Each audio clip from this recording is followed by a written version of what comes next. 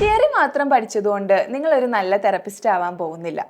Real life സെറ്റിങ്ങിൽ നമ്മൾ ഏറ്റവും കൂടുതൽ ഹെൽപ്പ് ചെയ്യാൻ പോകുന്നത് കുറച്ച് പ്രാക്ടിക്കൽ ടൂൾസ് ആണ്. നമ്മുടെ ക്ലയൻസിനെ മനസ്സിലാക്കാനും നമ്മളിലുള്ള നോളജ് അവരിലേക്ക് എത്തിക്കാനും നമ്മളെ സഹായിക്കുന്ന കുറച്ച് പ്രാക്ടിക്കൽ ടൂൾസ്. ഒരു നല്ല സൈക്കോളജിസ്റ്റിന് ഉണ്ടാവേണ്ട 5 ഇമ്പോർട്ടൻറ്റ് സ്കിൽസിനെ പറ്റിയാണ് ഈ വീഡിയോയിൽ നമ്മൾ ഡിസ്കസ് ചെയ്യുന്നത്. എൻ്റെ പേര് അശ്വിത, കൺസൾട്ടൻറ്റ് സൈക്കോളജിസ്റ്റ്. ഒപ്പം ഒന്നാമത്തേതാണ് ഡീപ്പ് ലിസണിങ് അഥവാ ആക്റ്റീവ് ലിസണിങ്.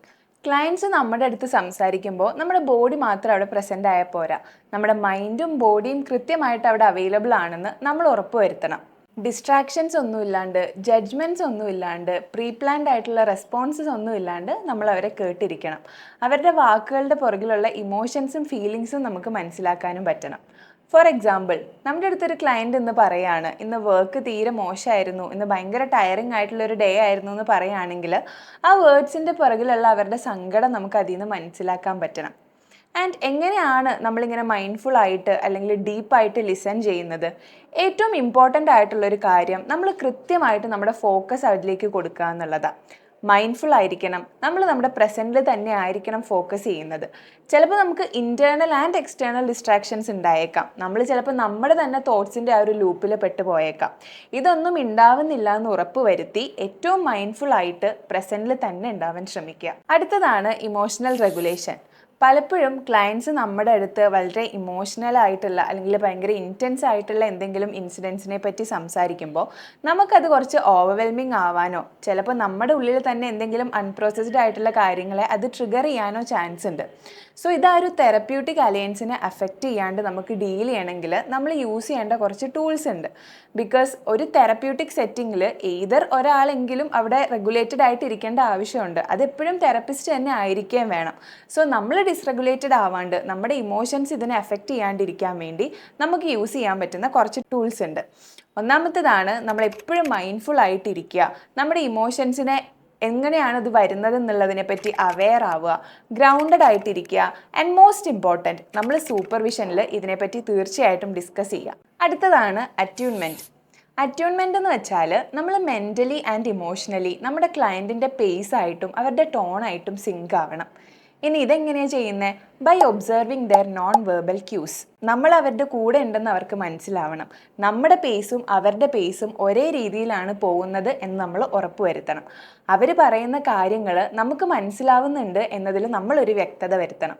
അടുത്തതാണ് ആസ്കിങ് പവർഫുൾ ക്വസ്റ്റ്യൻസ്. നമ്മൾ എപ്പോഴും ക്ലയൻസിനോട് ചോദിക്കേണ്ടത് ഓപ്പൺ എൻഡഡ് ക്വസ്റ്റ്യൻസ് ആയിരിക്കണം. അവരുടെ ഉള്ളിലെ തോട്ട്സിനെ പ്രൊവോക്ക് ചെയ്യുന്ന അല്ലെങ്കിൽ അവരുടെ സെൽഫ് റിഫ്ലക്ഷനെയും അവരുടെ ഇൻസൈറ്റിനെയും കറക്റ്റായിട്ട് എൻകറേജ് ചെയ്യുന്ന ടൈപ്പ് ഓഫ് ക്വസ്റ്റ്യൻസ് ആയിരിക്കണം നമ്മൾ ചോദിക്കുന്നത്. ഫോർ എക്സാമ്പിൾ, ആ സമയത്ത് നിങ്ങൾക്ക് ദേഷ്യം വന്നല്ലേ? ഇങ്ങനെ ചോദിക്കുന്നതിന് പകരം നമുക്ക് ചോദിക്കാവുന്ന ഒരു കാര്യമാണ്, ആ മൊമെൻറ്റിൽ എന്ത് ഇമോഷനാണ് നിങ്ങൾ ഫീൽ ചെയ്തതെന്നുള്ളത്. ഇതെങ്ങനെ ഇനി പ്രാക്ടീസ് ചെയ്യുന്നത് നമുക്ക് നോക്കാം.